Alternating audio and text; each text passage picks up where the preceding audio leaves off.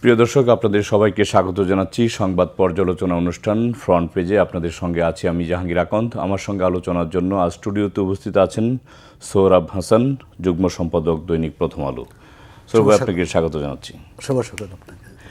দর্শক, আলোচনায় যাবার আগে আমরা আজকে দৈনিকের প্রধান প্রধান শিরোনামগুলো একটু দেখে নিব। আমার হাতে আছে প্রথমেই দৈনিক প্রথম আলো। জুলাই সনদ নিয়ে তারা শীর্ষ সংবাদ করেছে, আইনে যাই থাকুক প্রাধান্য পাবে জুলাই সনদের প্রস্তাব। দলগুলোর সঙ্গে 2 পর্বে আলোচনা ও মতামতের ভিত্তিতে সমন্বিত খসড়া। এ সনদকে বিশেষ মর্যাদা ও আইনি ভিত্তি দেওয়ার কথা বলা হয়েছে। সনদে থাকছে 82টি বিষয়ে সংস্কার প্রস্তাব ও কিছু সুনির্দিষ্ট অঙ্গীকার। তারপরে আছে দৈনিক আমার দেশ। আমার দেশের প্রধান শিরোনাম, রাজনৈতিক ঐকমত্যে সাদা পাথর লোড। দৈনিক ইত্তেফাক, রাজধানী সড়কে খানাখন্দ, গর্তে পানি, দুর্ভোগ। দৈনিক সমকালের প্রধান শিরোনাম, অঙ্গীকারনামায় ভোটের আগেই জুলাই সনদ বাস্তবায়নের প্রস্তাব। জাতীয় ঐকমত্য কমিশন, আইনের উপর প্রাধান্য পাবে সনদ, সাংবিধানিক সুরক্ষাও থাকবে, ব্যাখ্যার এখতিয়ার আপিল বিভাগের। শুক্রবারের মধ্যেই রাজনৈতিক দলগুলোকে খসড়া পাঠানো হবে জানিয়েছেন জাতীয় ঐকমত্য কমিশনের সহসভাপতি অধ্যাপক ডক্টর আলী রিয়াজ। দৈনিক যুগান্তর, যুগান্তরের প্রধান শিরোনাম, অপশক্তি রোধে জাতীয় ঐক্য জরুরি, রাজনীতিবিদ ও বিশ্লেষকদের অভিমত। বিশ্বব্যাংকের প্রতিবেদন, খাদ্য মূল্যস্ফীতি সূচকে লাল তালিকায় বাংলাদেশ। দৈনিক মানবজমিন, মানবজমিনের প্রধান শিরোনাম, পাথর খেকুদের বিরুদ্ধে দুদকের অভিযান।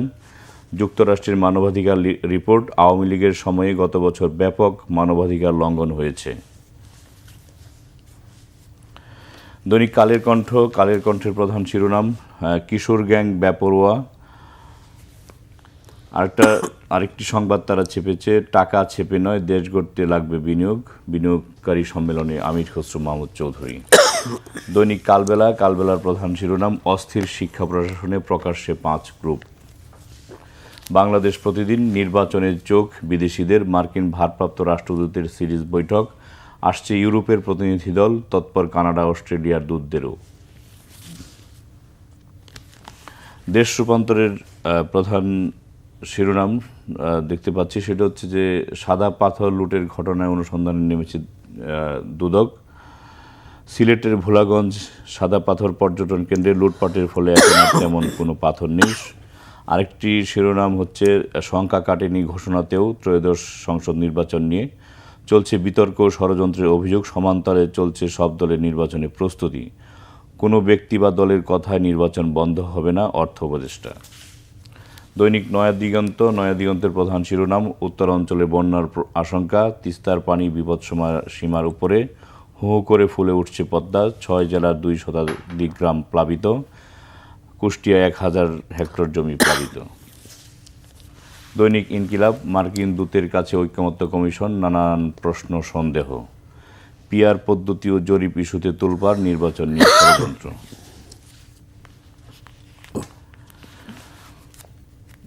বণিক বার্তা, বণিক বার্তার প্রধান শিরোনাম, মেট্রো নির্মাণ ব্যয় নিয়ে জাইকার সঙ্গে দর কষাকষিতে সরকার।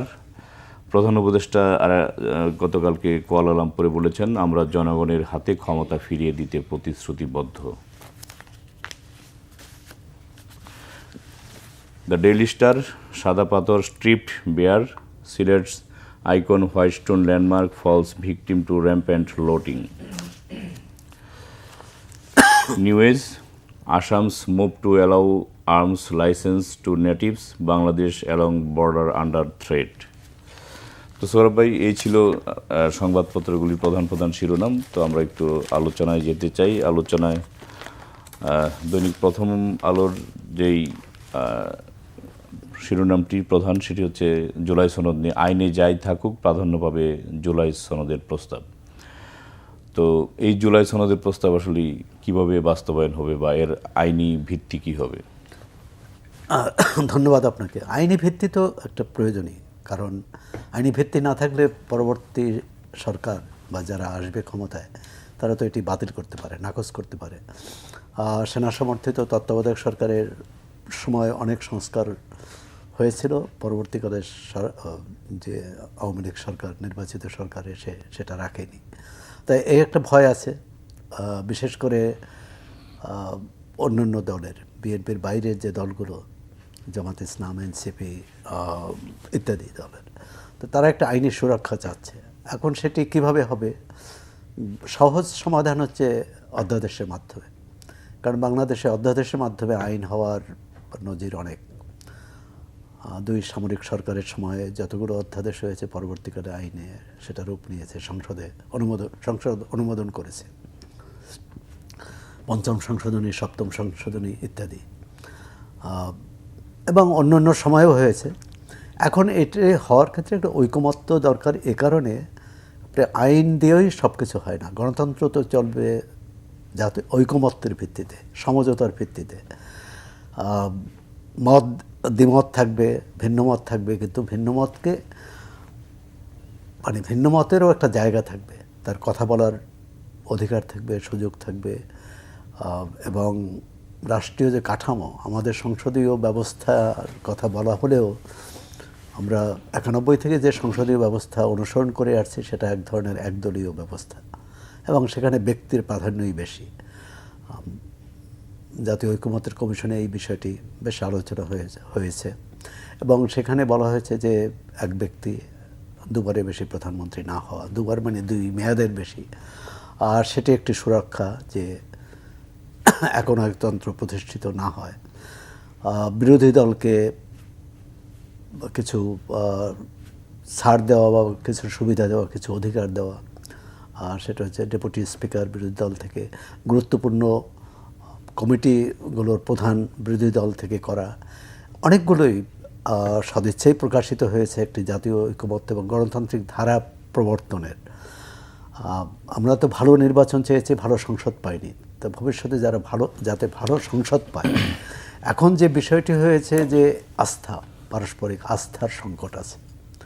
আপনি এই খবরের নিচেই আছে, এনসিপি বিএনপিকে এক ধরনের চাপে রেখে সনদটা তাদের অনুকূলে নিতে চায়। তাদের অনুকূলে মানে তাদের রাজনৈতিক গণ অভ্যুত্থানের যে অঙ্গীকার, তারা যে দৃষ্টিভঙ্গিতে দেখে।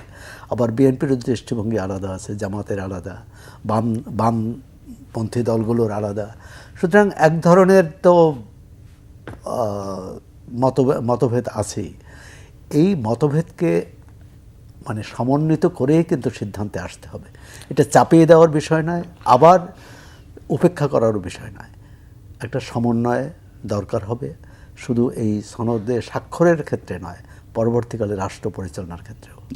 সৌরভ ভাই, আমার একটা বিষয় জানতে ইচ্ছা হয় আপনার কাছে, সেটা হচ্ছে যে এই যে জুলাই সনদ বলেন বা বাংলাদেশের ইতিহাসে যেসব সংস্কার মানে অধ্যাদেশ পরবর্তী আইনে রূপান্তরিত হয়েছে, রাজনৈতিক দলগুলোর মানে সদিচ্ছা ছাড়া এবং তারা যে এই কমিটমেন্ট রাখবে, এটার কি কোনো আপনি নিশ্চয়তা কীভাবে দিতে পারবেন? একটা হচ্ছে যে আমরা প্রথমত হচ্ছে যে প্রচলিত পৃথিবীর অন্যান্য দেশে যে ধ্রুপদী গণতান্ত্রিক ব্যবস্থা, সেটা আমরা তো করতে পারিনি।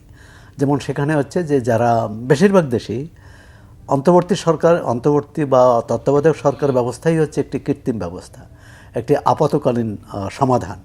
অর্থাৎ যে রাজনৈতিক দল ক্ষমতায় থাকে তারা একটি সুষ্ঠু নির্বাচন দেবে, এটা আমরা বিশ্বাস করি না, বা তারাও এটা বিশ্বাস করার মতো পদক্ষেপ কখনো নেন না।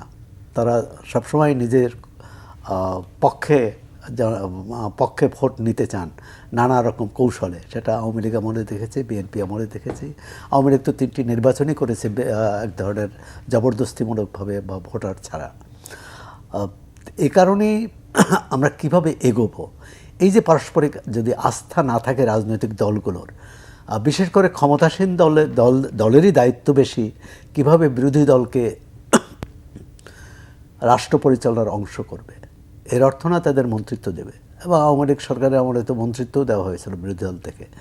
সেটা কিন্তু গণতন্ত্র কাজ করে না। সেটা হচ্ছে সুবিধা হচ্ছে যে সেটার উদ্দেশ্য ছিল বিএনপিকে বাইরে রাখার জন্যে।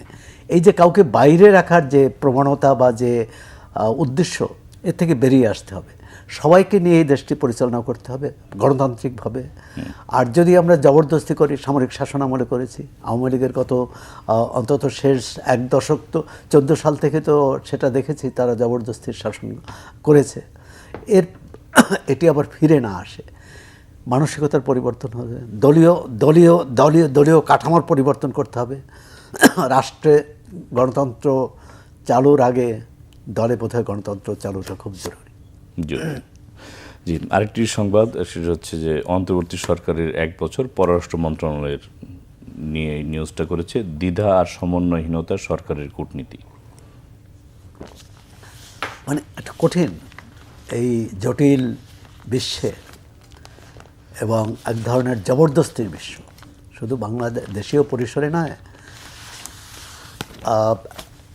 বিশ্বের বড় বড় যে খেলোয়াড়, বড় বড় শক্তি, তারা সবসময় নিজেদের পক্ষে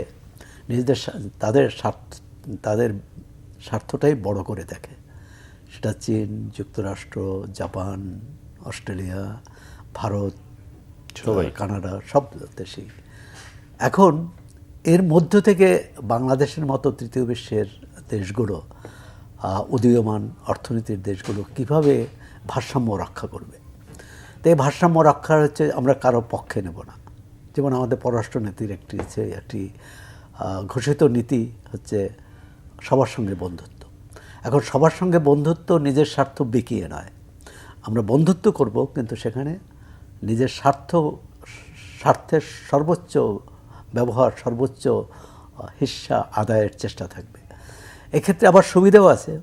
এই যে ধরুন ভারত চীন বিরোধ, তো বাংলাদেশ ইচ্ছা করলে এই বিরোধ থেকে কিছু সুবিধা নিতে পারে, ভারতের কাছ থেকেও চীনের কাছ থেকেও। জাপান চীনের মধ্যে বিরোধ আছে, সেক্ষেত্রেও নিতে পারে। যুক্তরাষ্ট্র চীনের বিরোধ আছে, সেক্ষেত্রেও বাংলাদেশ কী সুবিধা নিতে পারে। এই সর্বশেষ যে ট্রাম্পের যে শুল্ক ছাড় দেওয়া হলো, আমাদের এখানকার ব্যবসায়ী, নীতি নির্ধারক, অর্থনীতিবিদরা মনে করেন তাতে বাংলাদেশ প্রতিযোগিতায় সামনে আসলো এবং বাংলাদেশ লাভবান হবে। একটি পত্রিকায় সম্ভবত এখানে দেখলাম, একটি পত্রিকায় ছক দিয়ে দিয়েছে, প্রথম আলোয়, যে বাংলাদেশ ইতিমধ্যে টি শার্টে সবচেয়ে বেশি রপ্তানি করেছে যুক্তরাষ্ট্র। তো এরকম সব ক্ষেত্রেই যদি আমরা এরকম একটা করতে পারি, মানে দৃষ্টান্ত স্থাপন করতে পারি যে কারোর সাথে আমরা বৈরিতা চাই না, কারোর সাথে যুদ্ধও চাই না, তবে আমাদের উপর যদি চাপিয়ে দেওয়া হয়, যেমন রোহিঙ্গা সংকট, একটি খবর আছে যে রোহিঙ্গা সংকট নিয়ে 8 বছর পর 3টি সম্মেলনের উদ্যোগ নিয়েছে, কিন্তু সম্মেলনের উদ্যোগ জাতিসংঘ বা তৃতীয় দেশ চীনও উদ্যোগ নিয়েছিল, ত্রিপক্ষীয় বৈঠকও হয়েছে। জাতিসংঘ মহাসচিব তো সফরই করে গেলেন, মহাসচিব সফর করলেন, প্রধান উপদেষ্টা বললেন আগামী ঈদ রোহিঙ্গারা নিজের দেশে যেয়ে করবেন। মানে এগুলো ভালো, চিন্তার জন্য ভালো, কিন্তু বাস্তবতা তো এর চেয়ে কঠিন। কীভাবে এটা করা যাবে? কারণ মিয়ানমার থেকে এখনও কিন্তু রোহিঙ্গা আসতে বাধ্য আসছে। গত 1 বছরে কমপক্ষে লক্ষাধিক রোহিঙ্গা এসেছে, এবং সেখানে দেখলাম যে আরাকান আর্মি বেশ কিছুদিন আগেও তাদের দৌরাত্ম্য ছিল, এখনও আরাকান আর্মির লোকজন পালিয়ে বাংলাদেশে আসছে। তো সবটা মিলে বেশ জটিল অবস্থা এই যে পররাষ্ট্র নীতির ক্ষেত্রে। হ্যাঁ, সমন্বয়হীনতা, এক ধরনের সমন্বয়হীনতা, কারণ পররাষ্ট্র মন্ত্রণালয়টা তো পরিচালনা করার কথা পররাষ্ট্র উপদেষ্টা। সেক্ষেত্রে মাঝে মাঝে অনেক ক্ষেত্রেই মনে হয় পররাষ্ট্র উপদেষ্টাকে বাদ দিয়ে বা তাকে উপেক্ষা করে অন্য কেউ সিদ্ধান্ত নিচ্ছে। আমরা মিয়ানমারের ক্ষেত্রে দেখলাম, তারপর অন্য ক্ষেত্রে যে এটি কে সিদ্ধান্ত নিচ্ছে, যার মুখ্য ভূমিকা পালন করার কথা তিনি যদি পালন না করেন, দায় কিন্তু শেষমেশ যিনি পররাষ্ট্র উপদেষ্টা তার উপর পড়ে। তিনি বলেছেন প্রথম আলোর সাক্ষাৎকারে যে এটি খুব কঠিন চ্যালেঞ্জটা কীভাবে মোকাবেলা করা, সেক্ষেত্রে আমরা কাদের বন্ধু হিসেবে পাবো সেটাও বিষয়। এখন মিয়ানমারের সাথে ইতিমধ্যে যুক্তরাষ্ট্রের এক ধরনের কী বলে একটা কর্মসম্পর্ক তৈরি হয়েছে, তারা নিষেধাজ্ঞা ছিল সেটাও শিথিল করেছে। সেক্ষেত্রে বাংলাদেশ কিন্তু রোহিঙ্গাদের ব্যাপারে আরও একটু কঠিন অবস্থায় পড়ল। এটি কীভাবে কাটিয়ে ওঠা যাবে, কতদিনে যাবে, আগামী 7 মাসে যাবে না এটা তো নিশ্চিত। এখন নির্বাচিত সরকার এসে কীভাবে এটা মোকাবেলা করে, কীভাবে ভারসাম্য প্রতিষ্ঠা করে, এবং চীনও আমাদের বন্ধু, ভারত আমাদের বন্ধু এবং প্রতিবেশী, এই দুই দেশের মধ্যে সম্পর্কের ভারসাম্যটা দরকার। ভারত কয়েকদিন আগেও পাটজাত পণ্যের উপর নিষেধাজ্ঞা দিয়েছে, যে বন্দর ব্যবহার করার ক্ষেত্রে। সেটাও আমাদের জন্য কিন্তু একটা নতুন সমস্যা তৈরি করেছে। যদিও বাণিজ্য উপদেষ্টা বলেছেন খুব তেমন নেতিবাচক প্রভাব পড়বে না, কিন্তু যে কোনো, আমরা যেহেতু আমদানিকারক দেশে, প্রধানত আমদানি নির্ভর দেশ, সেখানে রপ্তানি পণ্য কিন্তু আমাদের খুব কম। তৈরি পোশাকের বাইরে পাটজাত, লেদার ইত্যাদি কয়েকটি পণ্য মাত্র। সেখানে যদি কোনো বাধা হয় তাহলে একটা বিপদ। আমার দেশেও অনেকগুলি পত্রিকা আসছে শিরোনামটি, সেটা হচ্ছে সিলেটের ভোলাগঞ্জে সাদা পাথর নিয়ে। রাজনৈতিক ঐকমত্যে সাদা পাথর লুটপাট, 1 বছরে 600 কোটি টাকার পাথর হাওয়া, লুটপাটকারীদের কাছে অসহায় আত্মসমর্পণ প্রশাসনের। এখন দুদকের স্থানীয় কর্মকর্তা ঘটনাস্থল পরিদর্শন। মানে দুদকের অভিযানটা হচ্ছে রোগী মরিবার পর ডাক্তার। এখন প্রশ্ন হচ্ছে এই পাথরগুলি তো একদিনই নেয়নি। হ্যাঁ, এটা তো এই যে জাতীয় ঐকমত্য কমিশন, ঐকমত্য প্রতিষ্ঠার জন্য রাজনৈতিক দলগুলোর সমঝোতায় আনার জন্য রাজনৈতিক দলগুলোকে তারা প্রাণান্ত চেষ্টা করছেন এবং এখনও চূড়ান্ত পর্যায়ে আসতে পারেনি। কিন্তু আমরা দেখলাম মাঠে সব দলের অলিখিত ঐকমত্য।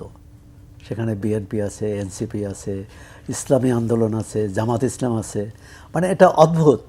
আওয়ামী লীগ যখন ক্ষমতায় ছিল, আওয়ামী লীগের লোকজন ভাগ বাটোয়ারা করতো এবং তারা নিয়ন্ত্রণ করত। আজকে তাহলে আমাদের রাষ্ট্র তো চলবে একটা নীতি পরিকল্পনার ভিত্তিতে। আমরা কি এই সাদা পাথর লুট হতে দেব?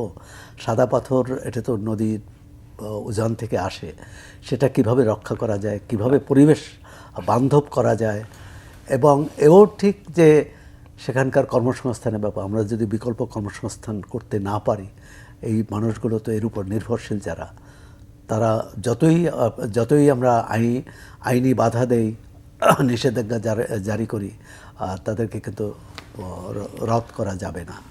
আপনার এই যে সাদা পাথরের বিষয়টি বলছি, সেটা হচ্ছে এটা তো আর একদিনে আপনার লুট হয়নি। এটা মানে দীর্ঘ 1 বছর, মানে 1 বছর ধরেই এটা লুট হতে, বা তার আগে 1 বছর না, অনেক বছর ধরে।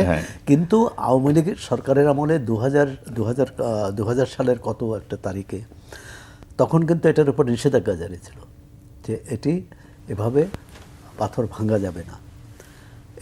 এই সরকারে আমলে গত ফেব্রুয়ারিতে সেই নিষেধাজ্ঞাটা তুলে নেওয়া হয়। কারা সেটা প্রভাব সৃষ্টি করেছে এটা চিন্তা করুন, যে নিশ্চয়ই যারা রাজনৈতিকভাবে ক্ষমতাবান, এবং সেখানকার বিএনপির স্থানীয় এক নেতার সমস্ত পদ থেকে তাকে বাদ দেওয়া হয়েছে। তো এর মধ্যে স্থানীয় নেতাদের যে দৌরাত্ম্য, নেতাদের যে মিলেমিশে লুট করা, মিলেমিশে স্বার্থ আদায় করা। সেখানে তো ডিসি ছিল, আপনার ইউএনও ছিল, যারা মাঠ প্রশাসনের কর্মকর্তা। একটা অন্তর্বর্তী সরকারের মধ্যে আছি। রাজনৈতিক সরকার থাকলে এক ধরনের প্রশাসনও নিজেকে শক্তিশালী মনে করে, যে রাজনৈতিক সর্বোচ্চ পর্যায় থেকে তারা সহায়তা পাবে। এ ধরনের পরিস্থিতিতে স্থানীয় প্রশাসনের পক্ষে কঠিন, শক্ত সিদ্ধান্ত নেওয়া। আমি শুধু এখন যাচ্ছেন, তো এই যাওয়াটা যদি আগে যেত। এই যাওয়াটা হচ্ছে এটা চোখে ধুলো দেওয়া। মানে এখন পাথর লুট হয়ে গেছে, এখন যে সেখানে দুদক কর্মকর্তারা কি করবেন। আর বিষয়টা শুধু দুদকের দায়িত্ব না, পুরো প্রশাসনের দায়িত্ব, সরকারের দায়িত্ব, অনেকগুলো মন্ত্রণালয়ের সাথে যুক্ত। খনিজ সম্পদ মন্ত্রণালয়, পরিবেশ মন্ত্রণালয়।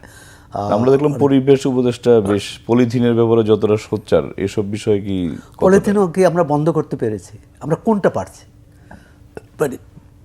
আসলে হচ্ছে যে আমরা যখন অধিকার কর্মী হিসেবে কথা বলি তখন এক ধরনের, আর যখন রাষ্ট্রীয় দায়িত্বে থেকে কথা বলি তখন কিন্তু সেটা আরও কঠিন, এবং সেক্ষেত্রে সংশ্লিষ্ট সবার সহযোগিতা দরকার। নাহলে জনমত তৈরি করা সহজ, এবং যে কেউ বলবে যে পাথর এভাবে লুট করা কি ঠিক হয়েছে, সবাই বলবে যে না, ঠিক হয়নি। যারা লুট করেছে তাদের কাছেও যদি আপনি টেলিভিশন ক্যামেরা নিয়ে জিজ্ঞেস করেন, তারা বলবে যে এটাই অন্যায় কাজ। কিন্তু হচ্ছে এই যে রাষ্ট্রের মানে কী বলে মূল্যবোধ নীতি, সেটি সমুন্নত রাখার কাজটি শুধু আইন দিয়ে হবে না। আইনের পাশাপাশি একটা সামাজিক জাগরণ দরকার, সামাজিক কী বলে ঐক্য দরকার। সেই ঐক্য যদি আমরা তৈরি না করতে পারি তাহলে আজকে পাথর লুট হয়েছে, কালকে বালু লুট হবে। আপনি পাথর নিয়ে আমরা কথা বলছি, পাথর তো একটি জায়গায়, বালু লুট, নদী লুট, তাহলে কোনটা লুট হচ্ছে না? ঢাকা শহর প্রায় বসবাস অযোগ্য। আজকে ইত্তেফাকের খবর আছে যে ঢাকা শহরের রাস্তাগুলো কি অবস্থা। ওই আরেকটা বিষয়, গতকালকে প্রধান উপদেষ্টা মালয়েশিয়ায় কুয়ালালামপুরে একটা বিশ্ববিদ্যালয়ে তাকে ডিগ্রি দিয়েছে এবং সেখানে তিনি বক্তব্য বলেছেন যে ক্ষমতা হস্তান্তর করতে আমরা প্রতিশ্রুতিবদ্ধ। তো নির্বাচন নিয়ে রাজনৈতিক দলগুলো কিংবা মানুষের যেই একটা ধোঁয়াশা ছিল সেটা কি কতটা কেটেছে? বা না, এটি তো 5 আগস্ট তিনি যখন জাতির উদ্দেশ্যে ভাষণের তারিখটা বললেন, মানে সময়সীমা দিলেন, এবং এরপর নির্বাচন কমিশন বেশ তৎপর। তা দেখলাম যে তারা অংশীজনদের সাথে, রাজনৈতিক দলগুলোর সাথে সেপ্টেম্বর জুড়ে বৈঠক করবে। আমরা তো সন্দেহ দেখছি না, সন্দেহ করতে চাই না, সংশয় প্রকাশ করতে চাই না, কিন্তু অনেক ঘটনা সংশয়ের ভিত্তি তৈরি করে। প্রধান উপদেষ্টা যখন কুয়ালালামপুরে বললেন যে আমরা নির্বাচিত প্রতিনিধিদের হাতে ক্ষমতা হস্তান্তরের জন্য প্রস্তুত, নির্বাচন তারিখ ইতিমধ্যে ঘোষণা করা হয়েছে, সেদিনই কিন্তু এনসিপির এক নেতা বললেন যে ফেব্রুয়ারিতে নির্বাচন হবে না। এটি কিন্তু সরকারকে চ্যালেঞ্জ করা। এখন সরকার এই চ্যালেঞ্জ কীভাবে নেবে? সরকার তো ঘোষণা করেছে, জনগণের কাছে প্রতিশ্রুতিবদ্ধ যে ফেব্রুয়ারিতে নির্বাচন দেয়া। হ্যাঁ, এনসিপি বা অন্য যে কোনো দলের ন্যায়সঙ্গত কোনো দাবি থাকলে, তাদের যৌক্তিক দাবি থাকলে সেটি নিয়ে আলোচনা হতে পারে, বক্তব্য রাখতে পারে। কিন্তু যখন কোনো একটি দলের পক্ষ থেকে বলা হয় যে নির্বাচন হবে না, তখন মানুষের মধ্যে সংশয় জাগে। এবং আপনি যেটা বললেন যে প্রধান উপদেষ্টা তো সেখানে একাধিকবার বলেছেন, দেশের ভেতরে বলেছেন, এমনকি লন্ডনে বিএনপির ভারপ্রাপ্ত চেয়ারম্যানের সাথে বৈঠকেও ফেব্রুয়ারির কথাই এসেছে। এরপরও এই যে ঘোলাটে অবস্থা, এটার একটা কারণ জুলাই সনদ তো চূড়ান্ত হয়নি। আর এটা চূড়ান্ত হলে আমরা আশা করি যে সংশয় অনেকটা কেটে যাবে। না, আরেকটা বিষয় যে পিআর পদ্ধতি নিয়ে কিন্তু আপনার কিছু রাজনৈতিক দল আওয়াজ তুলছে যে তারা পিআর পদ্ধতি চায়। না, প্রথমত হচ্ছে যে পেয়ার পদ্ধতি বা অন্য কেউ ধরেন ইসলামী শাসন ব্যবস্থা চান, কেউ সমাজতান্ত্রিক শাসন ব্যবস্থা চান, কেউ সাম্যবাদ প্রতিষ্ঠা করতে চান, কেউ মুক্ত বাজার চান। এটা রাজনৈতিক দলের, বহুদলীয় গণতন্ত্রে রাজনৈতিক দলের নিজ নিজ দাবি নিয়ে, নিজ নিজ কর্মসূচি নিয়ে জনগণের কাছে যাবে। কিন্তু পিয়ার পদ্ধতি দাবিটা এমনভাবে না আসে যে নির্বাচনটাই হবে কিনা। পিয়ার পদ্ধতি বর্তমান যে ব্যবস্থা আছে, বর্তমান সংবিধানের ভিত্তিতে পিয়ার পদ্ধতির কোনো সুযোগ নেই। কারণ সেখানে বলা আছে প্রার্থীকে ভোট দিবেন। পিয়ার পদ্ধতির প্রার্থীকে ভোট দেওয়ার সুযোগ নেই, সেখানে দলকে ভোট দেওয়া হয়। তাহলে সংবিধান পাল্টাতে হবে। যে কারণে এনসিপি কিন্তু, জামাত সরাসরি বলে না, কিন্তু এনসিপি নতুন সংবিধানের কথা বলছে, আরও অনেকগুলো দল বলছে। কিন্তু জাতীয় ঐকমত্যের কমিশনে এই দীর্ঘ আলোচনায় সেটা কিন্তু পিছনে পড়েছে। এখন নিম্নকক্ষে বর্তমান পদ্ধতিতেই ভোট হবে, এটাই মোটামুটি চূড়ান্ত। উচ্চকক্ষে, এবং সেটাও ঐকমত্য কমিশন বলেছে যে সেটাও নিম্নকক্ষের ভোটের ভিত্তিতে হবে, এক ধরনের আনুপাতিক হারে। বিএনপি আপত্তি জানিয়েছে। আমি মনে করি যে বৃহত্তর রাজনৈতিক সমঝোতার স্বার্থে বিএনপি এই বিষয়টি আবার বিবেচনা করতে পারে যে নিম্নকক্ষে তো বর্তমান পদ্ধতি আছে, উচ্চকক্ষে ভোটের ভিত্তিতে হলে আগামী নির্বাচনে বিএনপির জন্য কোনো ঝুঁকি তৈরি করবে বলে মনে করি না। আর 1 মিনিট আছে, সেটা হচ্ছে যে বিষয়টা নিয়ে আলোচনা করতে চাই, নয়া দিগন্তের খবর, উত্তরাঞ্চলে বন্যার আশঙ্কা। তো এরা প্রতি বছরই আমাদের এই সময় একটা ভারী বন্যা হয়। তো এই ক্ষেত্রে সরকারের কি ধরনের প্রস্তুতি রাখা? না, আমাদের প্রস্তুতি কি, প্রথমত যে উজান থেকে বন্যার পানি আসলে সেটা আমরা রোধ করতে পারি, কিন্তু আমাদের নদীগুলো, আমাদের এখানে যে নদীর নাব্যতা থাকে, আমরা যদি পানিটা পানি সাগরে যাওয়ার পথটা যদি সুগম থাকে, অর্থাৎ নদীগুলো যদি নাব্য হতো, তাহলে এটা দ্রুত যেত। আমরা খাল, বিল, নদী, নালা যদি ভরাট করে না রাখতাম, তাহলে উজান থেকে উজান থেকে তো অতীতেও পানি এসেছে, এতটা বিপজ্জনক অবস্থায় হয়নি। কারণ তখন পানি ধারণ করার জায়গাটা ছিল, পানি নেমে যাওয়ার ব্যবস্থা ছিল। এখন নেমে যাওয়ার পথ অনেকগুলো আমরা আটকে দিয়েছি। বড় 3-4টে নদী ছাড়া সব নদী কোনো না কোনোভাবে আমরা বাধাগ্রস্ত করেছি, বাঁধ দিয়ে বা নানা রকম প্রকল্প নিয়ে। আর সুতরাং আমাদের উন্নয়ন দরকার, কিন্তু পরিবেশ রক্ষাটাও জরুরি, নদী রক্ষাও জরুরি। জি, আপনাকে ধন্যবাদ। আমরা একেবারেই শেষ প্রান্তে। প্রিয় দর্শক, আজ এ পর্যন্তই। কাল দেখা হবে একই সময়ে। ভালো থাকবেন, সুস্থ থাকবেন, সে প্রত্যাশায় আজকের মতো এখানে বিদায় চাইছি। সঙ্গে থাকার জন্য ধন্যবাদ সবাইকে।